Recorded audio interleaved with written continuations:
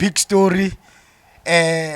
Orlando Pirates coach Jose Rivero. Yeah. Team announced he's missing his family a lot, and the manje iyamdisturba.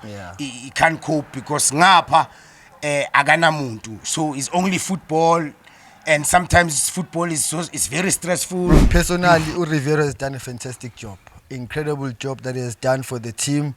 When he got to Pirates, the Pirates was somewhere position 6, 7, and they were not doing that well. But when he came, he stabilized the team. He brought in good players, especially the young players.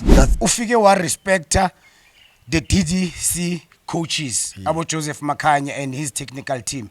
Because why I'm saying that it's because most of the time, overseas coaches, especially when they come to coach big teams in Mdladla, they don't really have a good relationship with the development structures.